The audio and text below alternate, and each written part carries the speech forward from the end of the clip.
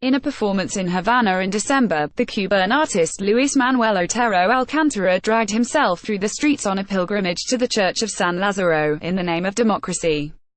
Freedom of expression non ardo por ella, courtesy of the artist. The Cuban artist Luis Manuel Otero Alcántara says that he is in exclusive possession of Fidel Castro's last will and testament. The young Havana-based artist and his partner, the curator Yanalise Nuentilde Leva, will present its contents today, the 24th of January, in a performance at the 13th Orpistes Festival at the Centre Pompidou in Paris. The image of Fidel is sacred in Cuba, Otero Alcántara says. After the communist leader's death in November 2016, Cuba's National Assembly passed a law prohibiting public spaces from being named after him and monuments in his image. The decision followed his dying wish to avoid a cult of personality. But Otero Alcántara says he had a dream in which Castro revealed to him the location of his true final testament, telling him to make it public in the hope of reconciling the Cuban nation. Though no official charges were ever brought against the self-taught artist, he says that Cuban police him for planning the Castro performance. Otero Alcántara, who has created controversial works on topics ranging from religion to art institutions, has been repeatedly arrested and interrogated since last November. In 2016, he launched a platform called the Museum of Dissidents, which documents the history of political dissidents in Cuba. Otero Alcántara is also among the co-founders, together with Núñez Leyva, Tania Bruguera and Coco Fusco, of the. Many Cuban artists are still afraid to participate, since there has been a lot of pressure from the government on dissident art, he says.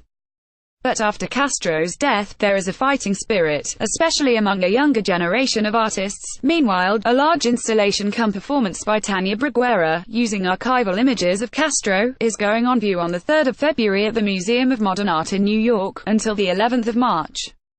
Untitled, Havana, 2000, presents an environment of milled sugarcane, Cuba's main agricultural product, a television showing clips from official and candid footage of Castro, and naked male performers. When the work was first staged in a former prison in Havana in 2000, it was quickly shut down by the Cuban authorities. After so many years, the work still resonates today. Bruguera tells the art newspaper. An installation view of Tania Bruguera's untitled Havana 2000, which will be restaged in February at the Museum of Modern Art in New York. Casey Stoll, courtesy of the artist activist, has returned to Cuba several times in the past year for her project INSTAI, the Hannah Arendt Institute for Artivism. The institute is now running events in Old Havana almost every week. Among the visiting workshop leaders are international practitioners of useful art, such as Critical Art Ensemble, Joanna Warser, Florian Metzuka, Gregory Chollet and Olga Kopenkina. In December, Cuban police detained and questioned Chollet and Kopenkina when they came to Havana to run a workshop at the space. The situation in Cuba is difficult and filled with uncertainty, Bruguera says. However, she describes a creative energy in the country that she has not seen since the 1980s. Artists are much more willing to confront the government and less willing to self-censor, she says.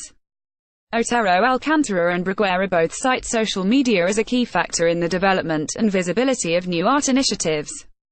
Social media has been like a school to this new generation. They have been able to see how things are happening, Bruguera says. In the past few months, several unofficial art spaces, both non-profit and commercial, have opened up across Havana.